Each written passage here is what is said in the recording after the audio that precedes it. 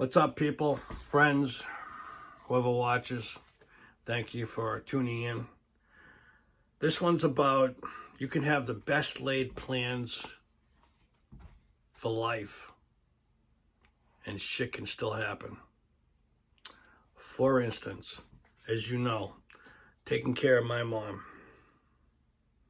Now, I did and was able to keep her in her own house right till the day I couldn't care for her anymore, which is a lot of stress, a lot on me, just caused major problems, but it was family. She's all I had. So you deal with the craziness, I'm talking dementia. You deal with the craziness, you keep raising the bar of what you're going to put up with and what this is your life. Your mom's still around.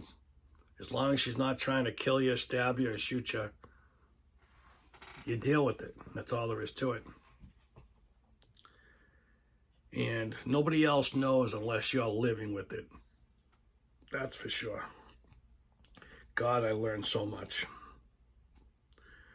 Well, years go by, living with mom, all the craziness, dealing with the day-to-day, trying to live your own life. And then one day she comes down the stairs, and I always thought she would either pass away in her sleep or fall down the stairs because she was always doing crazy stuff.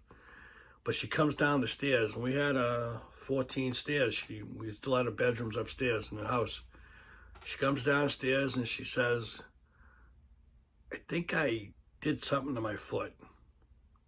And I said, how long has that been going on? She says, a couple days. Wow. I said, what do you think you did? She goes, I don't know, it's hot and it hurts. She ended up breaking her foot somehow.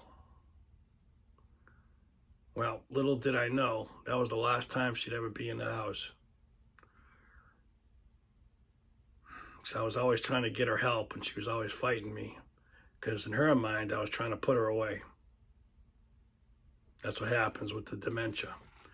It gets in their mind, and they turn on you. So, call the ambulance. They get her into the hospital. Yep, she broke her foot. Takes time. She was in there a few weeks. She mends up, whatever. I think it might have been a week or days later, I said to my sister, this is the opportunity for us to force my mother to change. So we got together and we took all her bedroom and in the dining room, converted it into, we blocked one door, made it into a bedroom for her. So she would always never have to go upstairs. Everything else is downstairs. And you know, they called me up a few days later after it was done. And as I'm talking to her and talking to them, and they said, she's not coming home ever again. Wow.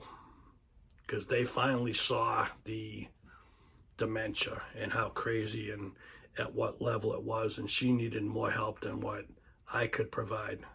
So then she went into the nursing home.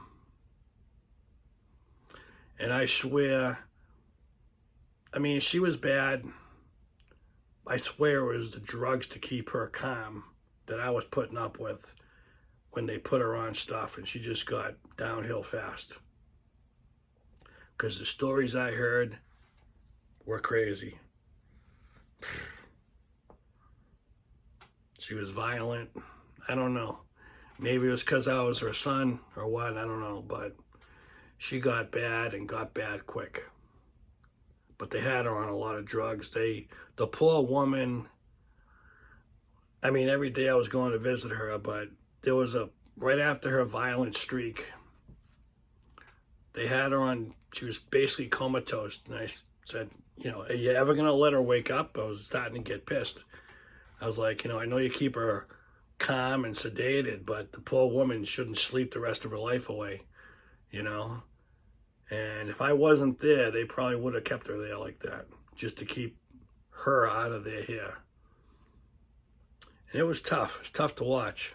It's tough to watch anybody decline in front of your face, especially someone of family. And you people know what I'm talking about. But I guess the saddest part was one day, walked into the nursing home, and it was the last day she ever remembered me. Walking down the hallway, she was in a wheelchair, bopping around, and she saw, and I knew she recognized me, and she broke down and cried. I knew she remembered me. Of course, I gave her a hug and a kiss, talked to her. But it was weird because that was the last day she ever physically remembered me that I knew about. Because between the drugs and the decline and everything else, it was rough. It was rough. It's something I'd never want to have anybody go through or experience. You know, it's weird. I might have talked about this before. She was like in a sedative state, but kind of not really functional, but alive and there. She always liked to talk on the phone. So me and my sister are talking to her, and she was kind of not responsive. And I said, I had an idea. I said, give her a phone. Let her talk to it and see if she remembers the motion. And she did. It was such a thrill to. There was no one on the phone, but she put it to her head because it was so familiar for her, and she was talking to somebody, talking to someone for 20 minutes. Yeah, and between babbling and answering and asking questions, and there was someone on that phone she was communicating with. It was wild to witness. I really should have taped it, and I didn't. But wow. Just to see the change, the spark that was brought out of somebody in that state was pretty wild. And then slowly she declined, and I guess they call it she went into some type of coma before they pass. I guess people with dementia, sometimes it happens, they go into a coma-like state. And she never woke up. You know, it was really rough. And before that, I remember visiting her, and she didn't know who I was. She was just looking, or she'd look around, and you swear she was looking at somebody or something. And she would look over there and raise her eyes, and I would look over going, what do you see? Because it was fascinating to me. But sad, you know. But she got her wish because she always wanted to, and she always thought and knew she would die in her sleep. And God allowed her to die in her sleep because she went from coma to death. It was rough taking care of someone. So what I mean is the best laid plans for someone can change on a dime.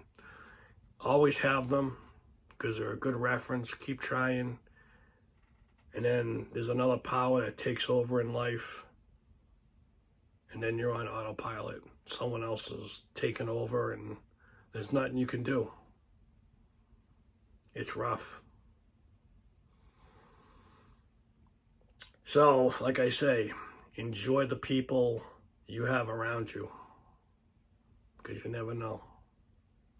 Try not to hate too much. Try to have as many friends as possible. Try to have a pet. I'm trying to work that into my life again. Try to figure out what's important in life and go with that, and just keep on enjoying. Find something to enjoy and be happy for every single day, little to big. And I'll see you next time. Thanks for listening.